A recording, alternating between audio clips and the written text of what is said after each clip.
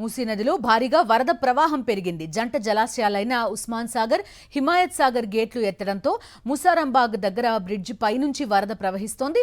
దీంతో ముసారాంబాగ్ బ్రిడ్జ్ ని అధికారులు మూసేశారు. గోల్నాక వైపు వాహనాలను మళ్లించారు. మూసీ నది 2 జలాశయాల నుంచి 5,000 క్యూసెక్కులకు పైగా వరద నీరు దిగువకు వదలడంతో మూసీ పరివాహక ప్రాంతాలను అప్రమత్తం చేశారు అధికారులు. పూర్తి డీటెయిల్స్ అందిస్తారు మా కరెస్పాండెంట్ రవిచంద్ర లైవ్ లో జాయిన్ అవుతున్నారు.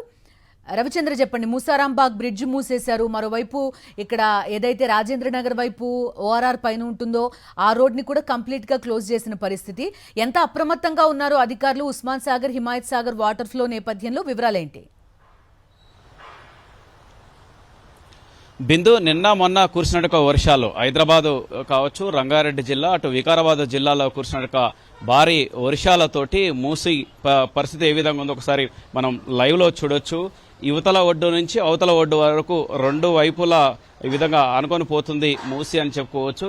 ఎగువ ప్రాంతాల్లో కురుస్తున్న భారీ వర్షాలతోటి 5,000 క్యూసెక్కుల వరద వస్తుంది ఈ మూసీ నదికి. ఎందుకంటే పైన ఉన్నట్టు హిమాయత్ సాగర్ కావచ్చు, గండిపేట కావచ్చు, రెండు జంట జలాశయాలకు భారీగా వరద చేరుకోవడంతో హిమాయత్ సాగర్కి 4 గేట్లని 4 అడుగుల ఎత్తడం, అంతేకాకుండా అటు గండిపేట ఉస్మాన్ సాగర్ జలాశయానికి సంబంధించి 5 గేట్లని 6 అడుగులకు ఎత్తడంతో ఈ విధంగా వరద వస్తుంది. సుమారు 5,000 క్యూసెక్కుల వరద వస్తుంది. చుట్టుపక్కల అవతల ఒడ్డు కావచ్చు, ఇతల ఒడ్డు కావచ్చు, 2 వైపు కూడా ఉన్నటువంటి షెడ్స్ కావచ్చు, ముఖ్యంగా పశువుల షెడ్స్, దాంతోపాటు గేదెలకు సంబంధించిన షెడ్స్ మొన్నటి వరకు ఉండే వాటిని కొన్ని తొలగించడం, వాటిని దూర ప్రాంతాలకు పంపించే ప్రయత్నం అధికారులు చేశారు. ఇటు జిహెచ్ఎంసీ అధికారులు కావచ్చు, అటు హైడ్రా అధికారులు కావచ్చు, మూసీ పరివాహక ప్రాంతాల్లో 2 వైపులు ఉన్నట్టుగా వాళ్ళందరినీ అలర్ట్ చేశారు. కొందరిని పునరావాస కేంద్రాలకు కూడా పంపించారు, మరికొందరిని సురక్షిత ప్రాంతాలకు పంపించారు.